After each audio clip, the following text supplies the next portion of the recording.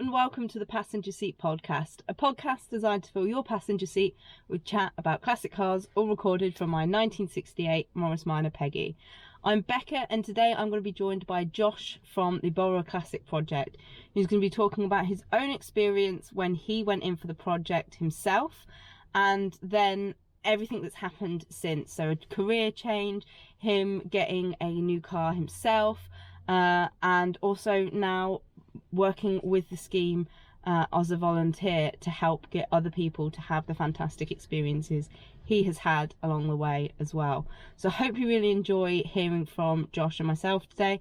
And if you yourself are looking to borrow a classic, be sure to check out the links in the description down below and find out what car might suit you best. Okay, I'm joined by Josh, who is now involved with Borrow a Classic, and you're going to be telling us about all of that and how that works soon. But let's start with kind of your car history. Yeah. So what was your first car? So my first car was a old, well, say old now, it's an 06 Corsa. Yeah, 20 years old now, I guess. Yeah, it's true, but it was your typical boy racer Corsa, and which I found out later came standard. So it had all the blacked out windows, it was all black. Yeah. It looked like I should be in McDonald's car park, that type of Corsa. So that was my first ever car, and I actually only passed my test when I was 25, so I got it later on. Yeah. And I actually bought that when everything was inflated. So I managed to find a car, because second-hand cars, yeah. It was just after COVID, so cars were really hard to find. Yeah, that was kind of like when the chip crisis and stuff was happening. Yeah. So like the second-hand car market had really boomed, and everything else had boomed. And so yeah, second-hand cars were through the roof. Yeah. So I just grabbed what I could because I needed something to get to work. So that was my first car. So you passed your driving test quite late. Yeah. Why was that? I get asked this all the time. Yeah, because it's quite interesting when you think about somebody who's getting into cars. Yeah. Being such a late driving test person. Yeah, so it was kind of what happened was we kind of moved around a little bit growing up, and then I went to university. Yeah. So then you got because it was a 4-year course, so I had 4 years of not really needing a car because you couldn't park it down there. Yeah. So then it kind of linked to one into the other, and then after university I got my first job, and then that's when you're like, right, I need a car. I need a car now. Yeah.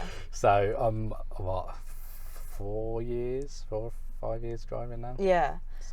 So when did Borrow a Classic appear? So was that when you had the Corsa or the MX-5 that you've got now? The Corsa. Yeah. So when I applied, so I've always been into classics. So yeah. But you're not from a family that's got a history with classic cars or anything like that? No. So my uncle, he's into his cars, and he actually did drag racing at Santa Pod and all sorts. Yeah. But I didn't really see him that often. But I still had an interest in cars. But when you don't have a family who've got cars all there, you don't really get pushed into that scene very easily. Yeah. So it's kind of you've got to go out and go to shows, do things yourself. But one car, funny enough, is on Instagram, scrolling through. I think it was about 19 at the time. One car that did spark my interest was a guy who had a 1360 Triumph. Yeah. And he'd done the normal lad thing to it. He got the sun strips, he got the wheels, he was out with his friends enjoying it, and I was like, that's a cool car. Yeah. So I always liked Triumphs, and it was always there like, oh, I'd love to have one. And then that's when I moved to Oxford, I was in the Oxford TSSE group, because you can just join for free all these Facebook groups and that. And I said, if anybody's got one or wants a hand or come and help you out, can I do this to that? And it was actually one of the members that got in contact with me and said, have you heard of, formerly then, Classic Car Loan Project? Yeah. We've got a Herald in the scheme through Triumph 6 Club. And then, and then the rest is kind of history from then, really. That's quite a lot of really good initiative in terms of you reaching out to a group and saying, if you want help, if you want, like, somebody to come and like look at the car or whatever, like a second pair of hands. Yeah, because that's something that I'm always talking about, encouraging people to do, is reaching out, seeing if there's young people, or young people reaching out and seeing if there's older people that will need a hand, and if someone pass a spanner and things like that, start learning. Yeah, that's because I know Triumphs are quite an easy car to work on. Yeah, and that's what I said. I was like, because I know some guys are like, well, I need to change this, or like I need to sort my gearbox out, or I need like just a little hand. I was like, well, I'll come and help you out if you want. At least I get some hands on with the car that I've always liked. to see if I will then go and buy one. Yeah. But then when I obviously got the opportunity of borrowing one, I was like, well, win-win really, because I'm not paying out all this upfront cost and then finding out, oh, I don't actually like these. Yeah. And it is a big risk when you don't know a car. Absolutely. I mean, even just going to car shows and sitting, if you can, in a car that you think is interesting. Because I actually was thinking about getting a Triumph Herald when I bought this, but then I went and sat in one and I found it like not very comfortable. Like it wasn't what I was thinking. I could daily drive this. I could put the miles on this. It didn't feel like everything was quite in the right space. Moved over on the forecourt to a Morris Minor and was like, yeah, no, this is really comfy for me, and it's different for everyone, isn't it? Every car you get into is different. Yeah, doing those little things before you set your heart on one particular thing, absolutely.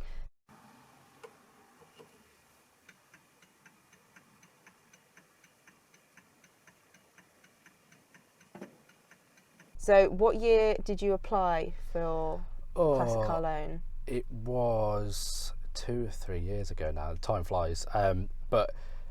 It was actually a really quick turnaround. So obviously it's rebranding now to Borough Classic, but at the time I applied it was around this time of year actually, it was around March, and within 3 weeks I was given the keys.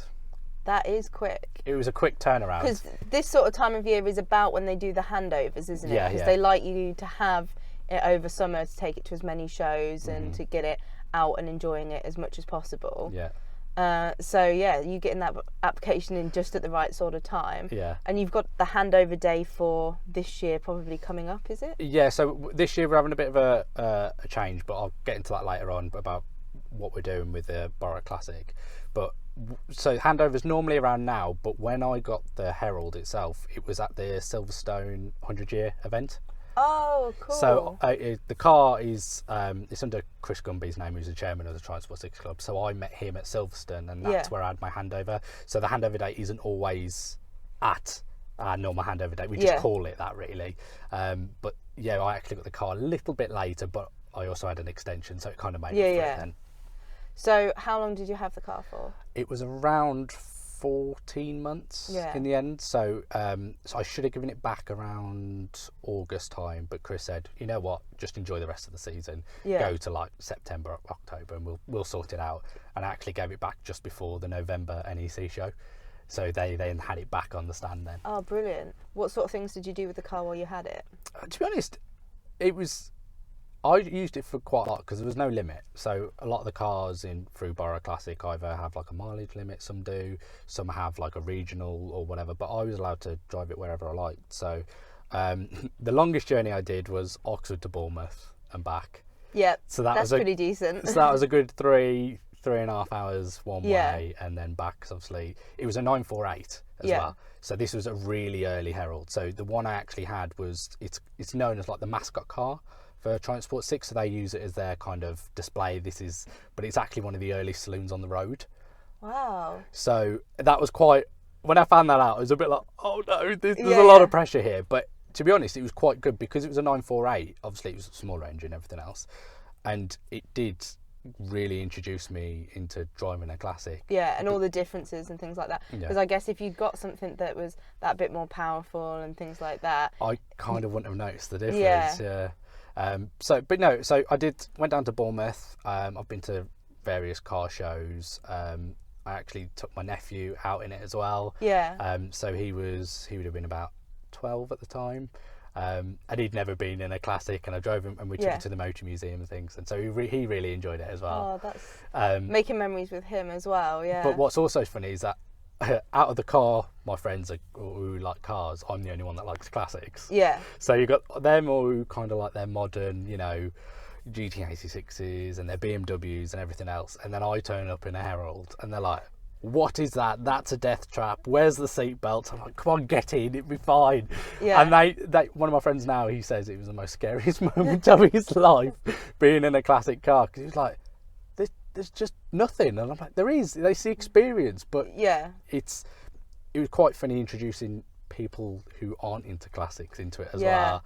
It's Yeah, their I've had the mindset. occasional friend or whatever where we've been like, oh look, we'll take you out for the day kind of thing, and they've been in the back and they're like, They're like this, is... holding on to everything Yeah. they can. Yeah, especially as the back of this has no seatbelts. Like the front has seatbelts, but the back none, and they're like, okay. Whereas, because I've grown up with it, I'm kind of used to that idea of, yeah, no, there's no back seat. You just sit still and you hope for the best. Yeah, so my Herald had no seatbelts at all because Yeah. it's pre-seatbelts, which that was a bit of an eye-opener as well, because you go, oh, your instant reaction is go for a seatbelt. My nephew did it when he got in. He went, I was like... How old's your nephew? So he's 14 now, but he was about 12 when I Yeah. had the car. So his instant reaction is to grab a seatbelt, and there just wasn't anything Yeah. there.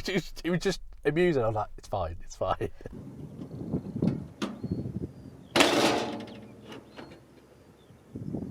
So you got a car Yeah. for a year, well, a bit longer than a year. Yeah. What was the kind of expectation of what you would do in exchange for that?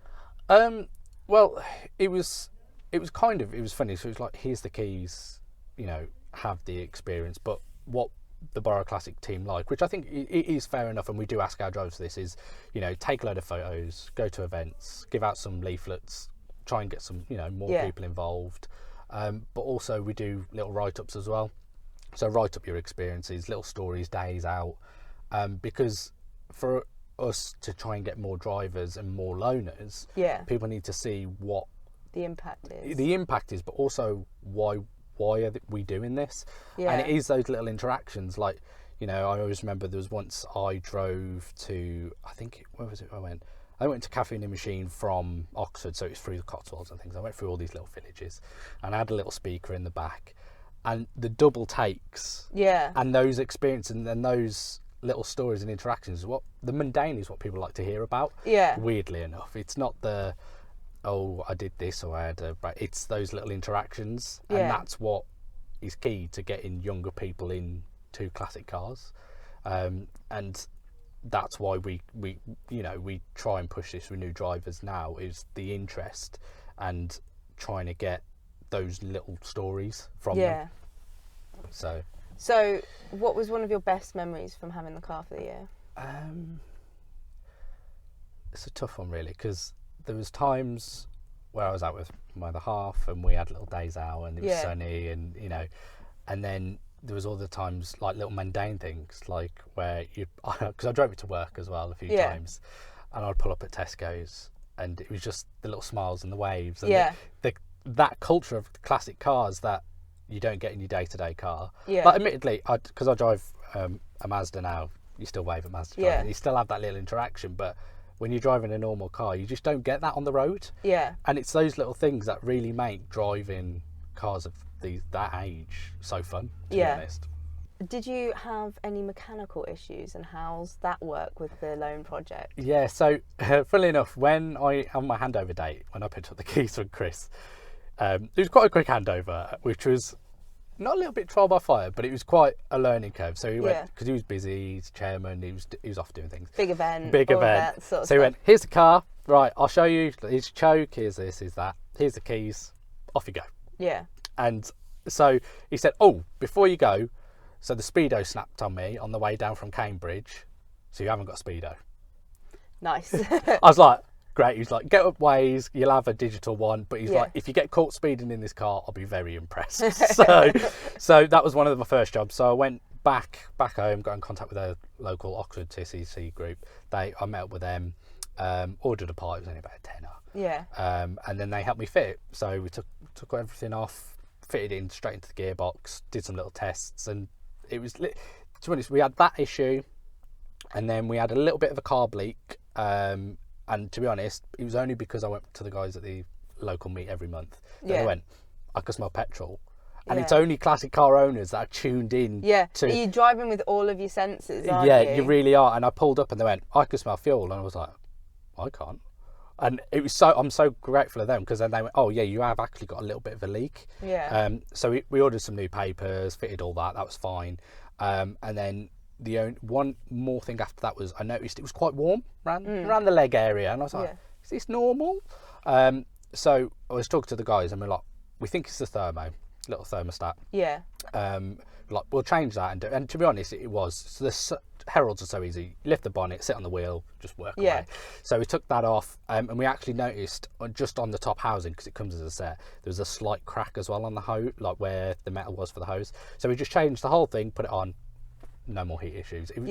And to be honest, that was all of the issues I had. And the parts for these cars are so easily and so cheap. I think in total for all of those repairs, I think it was like £50. Yeah. And considering all I was paying was insurance, to have a classic car for a year, it's a cheap way of doing it, of introducing myself instead of having to fork out. And doing that thing of, like you said, checking that this is actually what you want and what you enjoyed.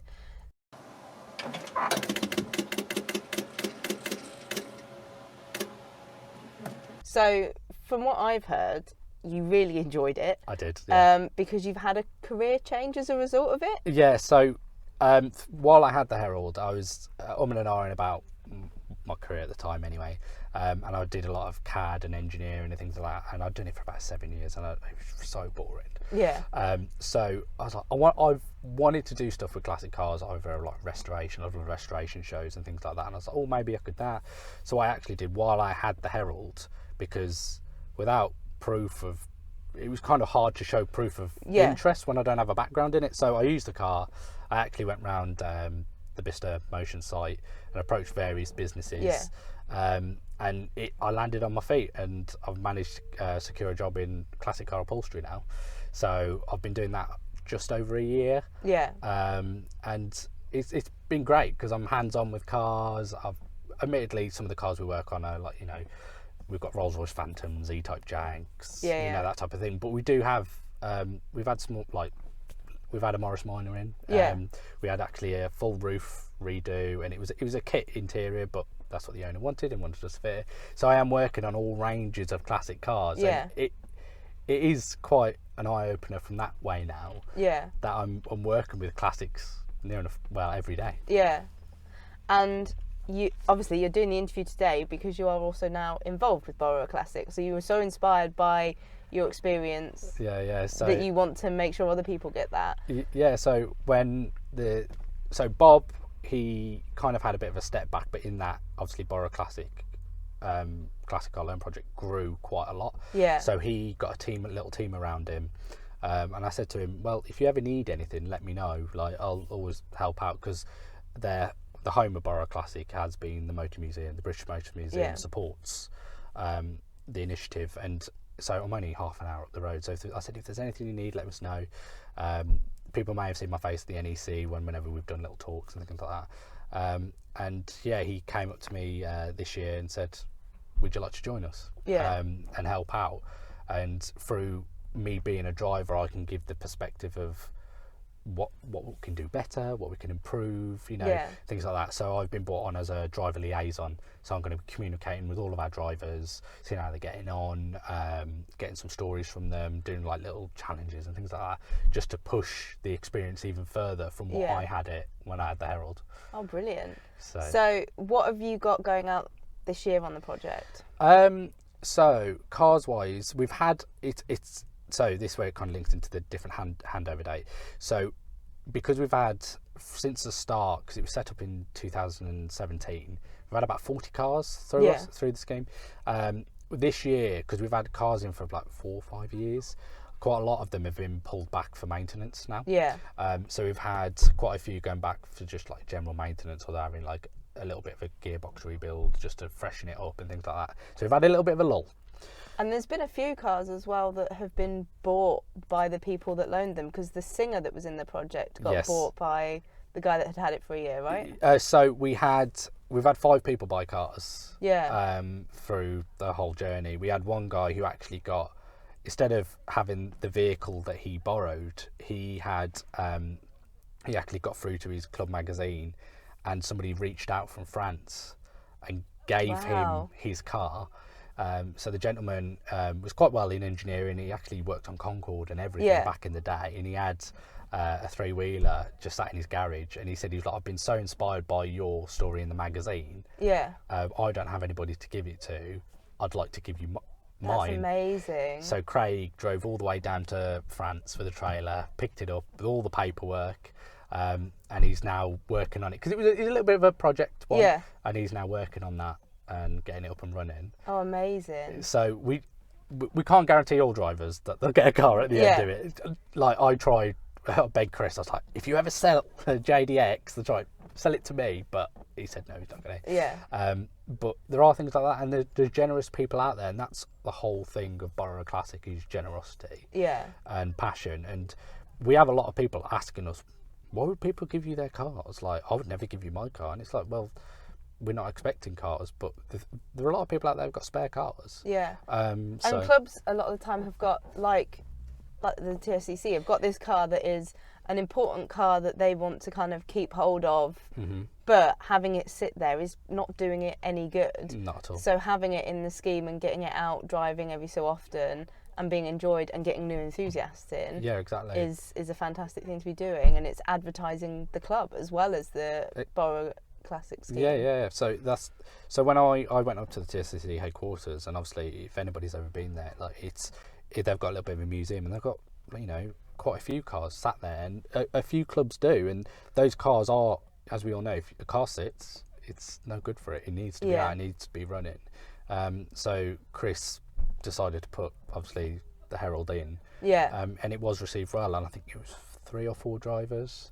And Chris has now taken it back for maintenance and it has been in for a few years, so he's going to drive it for a little bit, which is you know, fair enough.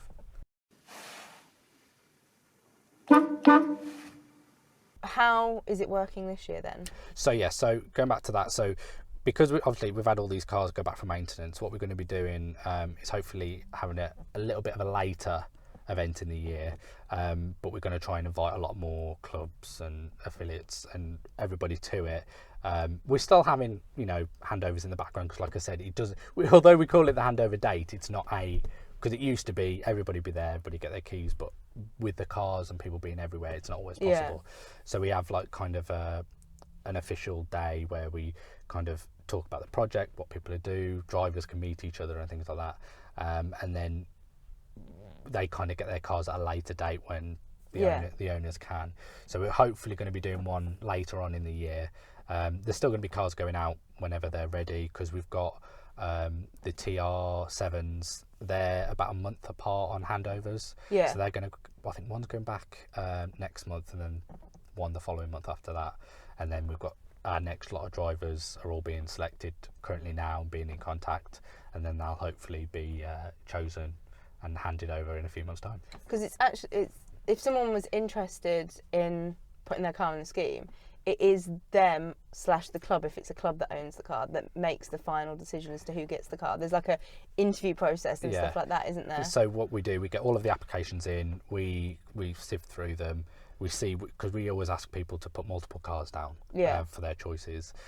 We'll sift through, put them into like piles of, you know, we've got our TR7s here, we've got our Morgan Super Sports, and whoever, and then we'll send it off to the owners / clubs.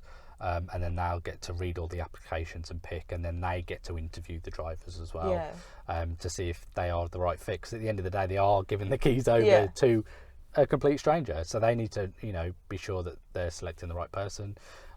You know, we do say there's no guarantee that the driver is a perfect fit. Not all of them are. Some don't, after driving it for a few months, don't feel it's the right car for them. We try and support them and push them through, but it's just that selection process is we do try and, you know, make sure that it's the right car for the right person. And insurance wise, obviously the people that are taking the car out are sorting the insurance out, but for some young people it's been really tricky to get insurance on classics. How does the scheme help with that? So we have a sponsor, so we work with Peter James Insurance. They've actually set up they work with us right at the start to build a scheme and paperwork around for us. And obviously because they're linked in with clubs as well, it works quite well. So when I did it, they gave me a little voucher with knocked a little bit of money off. And we normally go for drivers around 21 to 45. Because unfortunately the 18 to 21, it can get a little bit more expensive. Don't get me wrong, we do take drivers if they're okay with the insurance cost, but being from the 21 up, it does reduce it a little bit. But for me, it was really it was quite cheap, to be honest, Yeah. for a car. So You said they're 21 to 45. I think Yes. a lot of people are perhaps surprised by how late that goes. yeah, But I think that's great because that might be somebody that's got a family or have nieces and nephews that they can take out who Yeah. get the experience as well as themselves. yeah. Is that a recent change? Because I think for a lot of people, they've been thinking that it was kind of the under 30s. Yeah, so unfortunately with the application we can't always guarantee that we do get the younger drivers, but Yeah. we have noticed that having like the higher like 40 to 45 range does work as well. Yeah. So we've actually got people we've got the Peugeot GT that's actually been renewed for another year now with the same driver. Yeah. So he's going to be having it for 2 years, but it's because the owner liked what he's doing with the car. So he's actually a teacher with kids and got a mechanics club. Oh, And he's brilliant. using the car as a pointer and showing them, and they're getting him to do oil changes. He's getting them to do all these little bits, but this is primary school kids. Yeah. So he's actually doing what we'd like, but in a different way. Yeah. And it's still getting youngsters into classics, which we really like. But then also this year's cohort, we've got father and son. Yeah. So the father's got the car, but it's his son who's 15, 16, and he's actually applying for the Skills Academy at Bicester. Oh yeah, Heritage Skills Academy. So Yeah. he's applying there and he's doing his interview process and everything now, but he's working on the car and he's been working with classics. Yeah. So that's kind of the spin that we like doing. Yeah. But it's still getting youngsters into classics, but it's using the people who've got kids to do Yeah. it. That's a really good way because I think a lot of clubs are now having to come to terms with the fact that owning some of these cars under 30 is becoming increasingly harder because of garage space and insurance and having the spare income and stuff like that. Mm-hmm. But yeah, hitting those people that are that little bit older, Yeah. they have access to youngsters in other ways. Yeah. And they can be sowing those seeds like you had through your uncle and stuff Yeah, like yeah. that. So it's still getting, because obviously, so Fraser is the son of John who's got the car, and he's in the car. He's still driving that. He's still getting the experience just from the passenger seat. Yeah. Which, to be honest, it doesn't matter if you're the driver or the passenger. You're still getting that Yeah, experience. because those experiences as a passenger in those cars is equally as influential because that's the sort of stuff that got me, my sister, and lots of other people that I know into the cars. Absolutely. Yeah, exactly.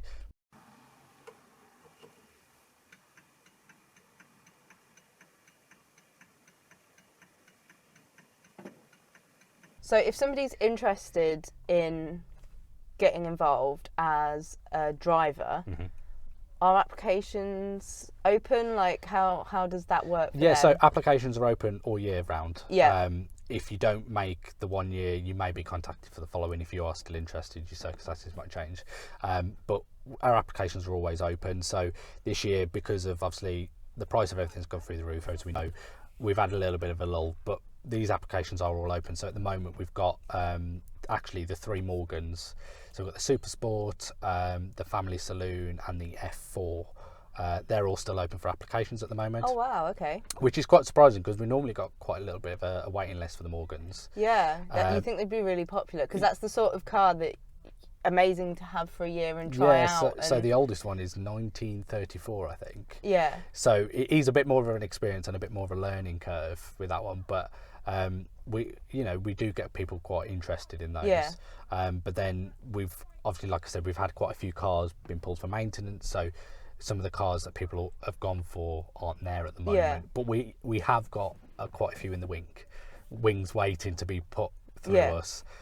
So I think off the top of my head, I'm not going to say anything, but I think we've got 1, 2, 3, 4, potentially 5 new vehicles coming in. Oh, brilliant. So watch your space because they'll be hopefully coming through in the next So if year or someone's got a car at home that they're kind of thinking, actually, it'd be great if somebody was out enjoying this, or if a club is interested in getting one of their vehicles involved, Yes. how does that work for them? So what you do, if you get in contact with us, our email address is on the website and things. Matt Coles, who is our club's representative, he'll be in touch and he'll talk you through the whole process of how it would work from a club's point of view. So what the club would need to do, the insurances, all of that, and they can sign up their car that way. Because Matt's got quite an interesting aspect actually for the Borough Classic, because he was one of the initial founders of the Morris Minor Young members. Yes. So he's got that kind of youth club aspect and how he can support clubs through us to get young people into classic cars. Yeah, absolutely. It's quite interesting. Some great experience there with Matt, and a real kind of advocate for making sure that young people are heard and looked after within clubs. Yeah. Amazing.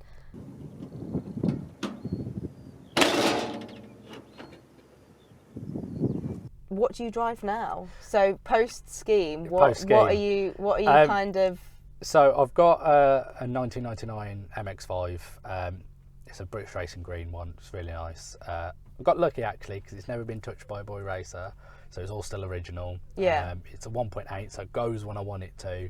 But it's a good, as you classic now, modern classic. Yeah. Obviously, it's 26, 27 years old, so it's that fine line between being able to cope with today's roads day in, day out, but also still giving me that kind of more primitive driving experience. Yeah, it really is. So I even like the brakes on this, although, you know, I can't drive this and then I get into my partner's Fiesta and I'm like, oh, she's like, why are we going through the roof? And I'm like, it's because I'm just not used to the brakes. Yeah. But going from the Herald to this was equally a big jump, because I guess there's probably like 30-40 years between the Herald and that, but then there's also some 30 odd years between that and a modern Fiesta. Yeah, exactly. And it's that change that we have noticed with our drivers as well, so that your driving style completely changes.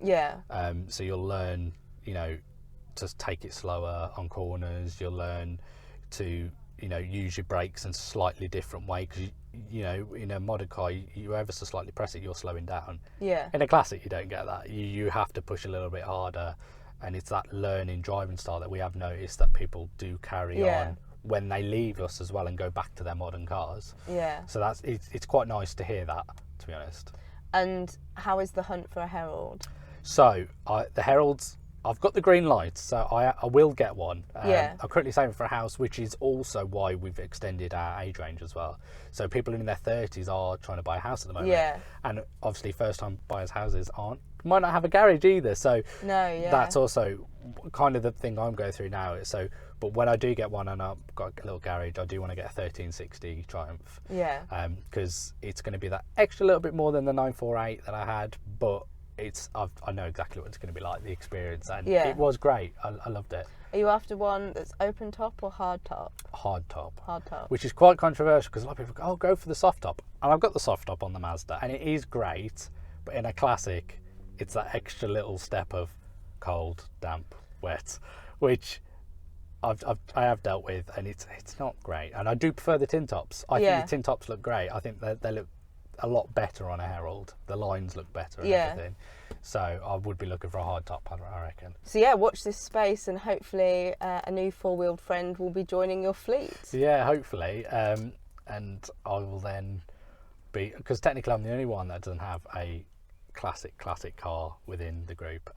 Of the people that run the Borough Classic. So Bob's got Ford Model A's, Matt's obviously into his Austin 10s. And he's still got a Morris Minor knocking about, I believe. Who knows what cars he's got? I know at the NEC he was eyeing a certain thing up, and we were like, oh, watch this space. But no, hopefully I'll get one at some point. But to be honest, because I work with them as well every day, I am.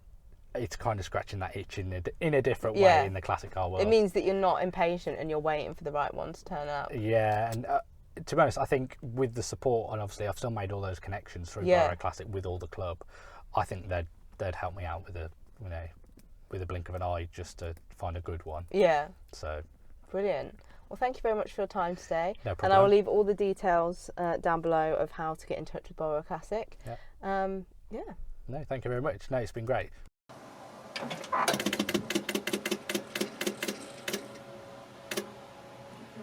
So fantastic to have Josh in the car having a good chat with us today, and lots of really interesting stories from his time borrowing a classic, and also now him working with Borrow Classic directly. Like I said, it's a fantastic scheme that you yourself can get involved in, either as a driver or as someone who is offering a car up to the project. So be sure to get in touch if you think that you can do either of those, or even better, help out with the scheme more directly. They're looking for those sorts of people as well. So be sure to check them out, and I hope you've enjoyed. And that wraps up series 10 of the podcast for us, and I will be back in a few weeks time to start up series 11, which is crazy to think about. But in the meantime, thank you ever so much for listening. Drive safely and happy motoring.